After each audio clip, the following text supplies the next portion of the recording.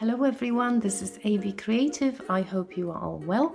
Now today I'm going to do a canvas dip with my special twist. I'm going to pick some flowers from my garden to embellish my painting. Well, I hope you enjoy it. I'm kind of considering these ones. Well, these are lovely, but I think they are too pink for my painting because the background is pretty pink. Or perhaps a simple oxide daisies, that would probably look perfect with a pink background.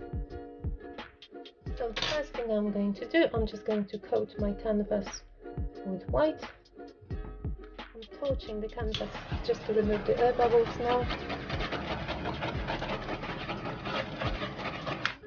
I've just added a tiny bit of green to my white background and sort of scraping it.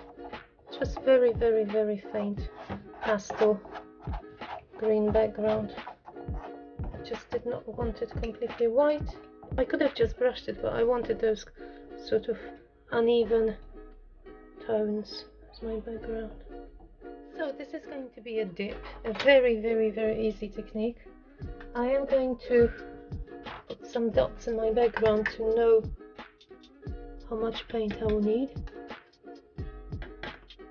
I'm actually not planning to cover the whole area, since my background is partially green. I'm just going to put some paint here, tiny bit of white first, really not much. I actually want to see what happens when I'm not going to use too much paint, so I want the paint to be pretty sparse. That's it, just a really thin layer. See what happens. Now I'm going to add some, well, it's going to be like a garden, so a bit of green at the bottom, just like really nice. This is called forest green, pre-mixed paint by Arteza. It's like a deeper turquoise. And I've got this really lovely sea green. Really like this one. It's more like a bluish green. Okay, now some kind of flowers. So if these are going to be my stems, and perhaps some purple, a bit of this deep purple.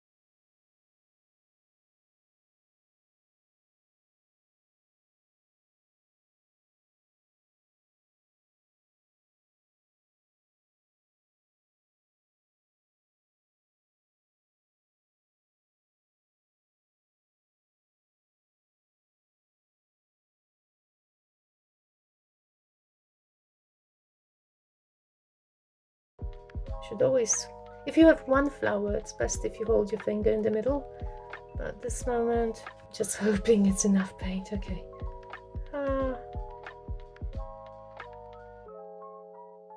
Wow! Oh my goodness! I have to dip it again because some areas are without paint, so I'll have to add some more paint here. This time I'll be more bolder with colors, so I'm putting a bit of this lighter pink here, a bit more gold.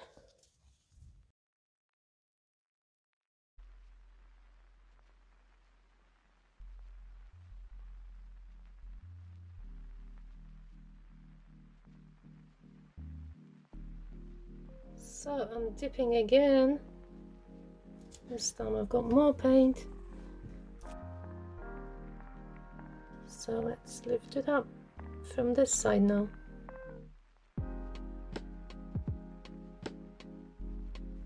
Oh, well, that's a pretty one.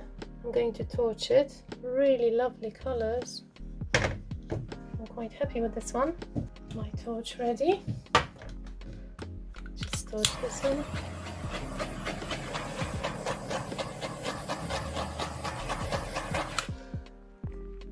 Colors are really subtle, but I think I like it.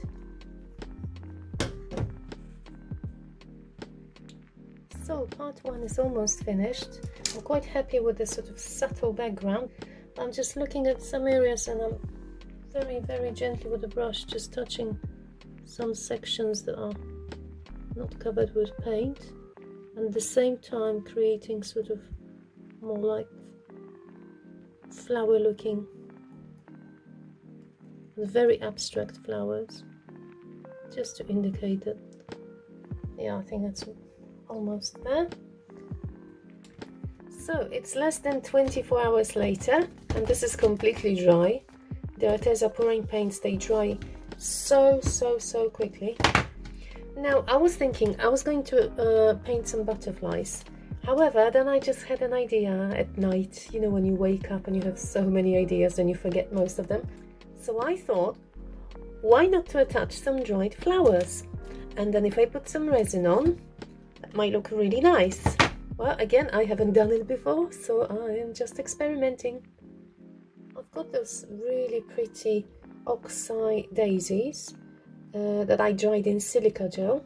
If you want to find out how I do it, you can watch one of the previous episodes. I'm showing how I'm working with dried flowers. So I think they will look pretty nice here. Obviously they are a bit more 3D than I would like for painting, but that's doable. Let's see, so something like this. So now I'm going to use PVA glue and I will try to stick them to my painting as well as possible. I'm using regular PVA glue. It should work. Make sure every petal is covered with PVA. Okay, somewhere here. Oh, lovely. Nice. What do you think? I'll try to flatten them later on. I'll put the canvas, once I glue them, I'll put the canvas this upside down and I'm going to make sure that they get really well stuck. Another one. Oh, my hands are so sticky. Here, wipe them. So they will probably require 2 layers of resin or just 1 layer and sort of the flowers will be raised up. So I can just cover individual flowers and make little domes. Well, we'll see what looks best.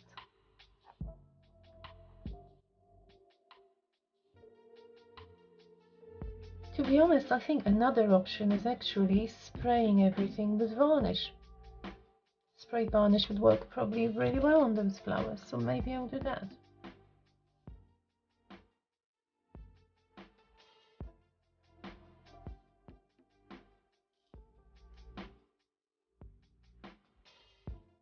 Oh no, I managed to take most of the petals with my brush. This is one naughty flower. Okay, so I'll just glue them on individually. Where was this one? I think it was somewhere here. It's half naked, this one. Oh, even more of. Come on. This is one messy daisy. It still doesn't want to get stuck. Okay, I definitely need to wash my hands. Okay, I think this one defeated me. It just fell apart and I am going to remove it and replace it. Just didn't want to be on my painting. It would be better if I dried my flowers in a book for this purpose, because I want them as flat as possible. I found one, just a small one. It doesn't look as good as the ones from Silica Gel, however it's flatter, a bit easier to stick it on. See, it's not as pretty as these, however it's really flat. Okay, so I'm going to flip it over and press my flowers down, making sure they're really well stuck. Could put something heavy here and leave them like this till they are dry.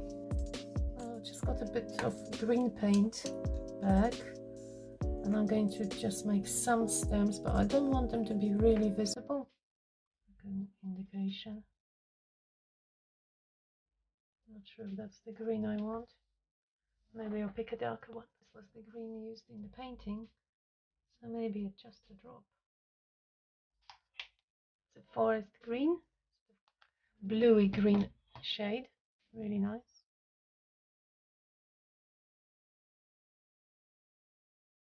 Oh yeah, I definitely prefer this one.